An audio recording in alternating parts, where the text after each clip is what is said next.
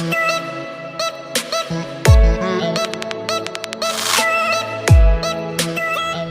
going on, you guys? My name is Rayge, and we are back today with Juggernaut's release event here for zombie version. As you can see, the Unkillable Force milestone is available in previewing, so this is going to be starting time recording in about 7 hours, essentially earning these Crimson Tombstones that get added to the points, but as well, Battling in War is going to be consisting the most of it, right? So it is a 7-day event, as you guys can see here, and we are going to get an opportunity to get first time rewards through the heroic difficulty, but as well, there's going to be daily free claims, and there is also a these viral orbs that are found actually in the hard difficulty campaign that we are going to be needing to farm. So how reasonable does this look for a free-to-play player? What should be your targets here? Well, there's a couple of obvious ones, right? You can actually preview now the milestones, so you can go in and look at the actual details. You will see here that milestone 9 and milestone 11 is really where you want to be aiming for, just because not only does it have the Juggernaut zombie shards, but as well, we know we're going to be needing this catsuit for the monthly event here, especially towards Tiger Point. So I mean, at the end of the day, I think that's going to be a reasonable mark to hit for. How much you have to do is the next question here. So you hit scoring on the left, it does break down for you, how the points are going to get generated. There's a very significant portion of points coming from war. You can see you're going to get bonus war points from utilizing Juggernaut zombie here, but as well, also from Zombie Iron Man and also Hela, all being part of that dying team.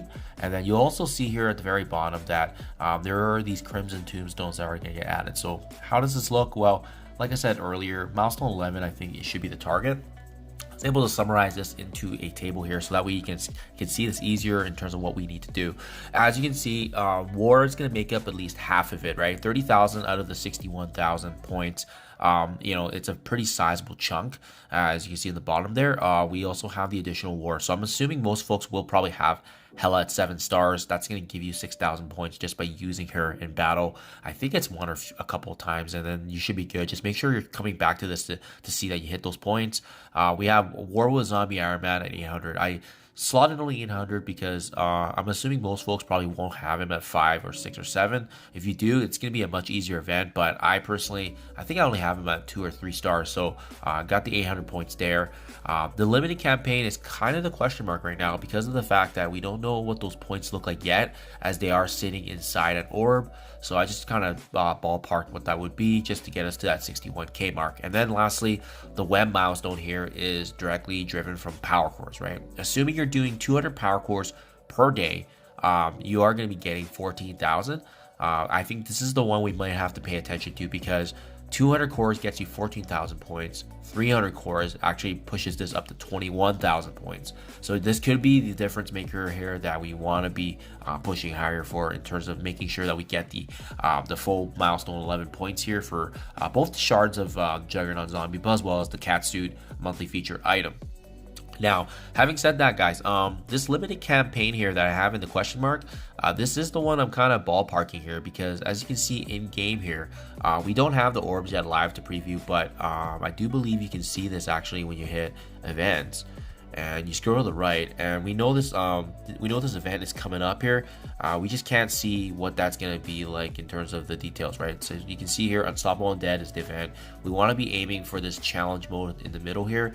This is what's actually going to get us different fragments, right, as we go through it, and these fragments are going to add to these orbs, which will capture more of these points that we can open to add to the milestone. So it is a free-to-play friendly event, except I think we're just gonna be lucky to get the unlock here for Zombie Juggernaut. And honestly, we're gonna be kind of ballparking here with RNG with how the points will look, but as well watching closely if your power core spending is going to be enough. You do need to spend about 200 to 300 cores per day to ensure that you can hit these certain targets here. Otherwise, I think it's going to be pretty hard. If you don't have the power cores for this, honestly speaking, just do the best you can in the milestone, but I wouldn't go for the unlock, just because we'll hopefully see maybe another event in the future for more shards of him. If not, it's going to be kind of similar nature with Zombie Iron Man, where we didn't see him come back for at least a full year. And it is what it is. I mean, this team is a very luxurious war team anyways. Always think big picture. I mean, it's a really cool character, but at the end of the day, if they're making a very difficult event for those folks that don't have these resources, then I definitely wouldn't, down a hill, so to speak. So yeah, definitely check your guys' resources. If you don't have the power cores, at least 200 to 300 per day, which in this case would be, at least 1400 plus for the next week here, then I would just be conservative and just milk as much resources as you can by going through. Like I said, I mean, even if you can't get the unlock, there's still some free stuff that we can get for teal gear leading up to that point. So always a win there, but hopefully you guys do have enough and we can take advantage. But yeah, that's going to be the difference maker here, guys. So I'll definitely be pushing for those points and watching very closely how much points are we going to be getting from those orbs, as those orbs will ultimately also capture those shards of zombie Juggernaut.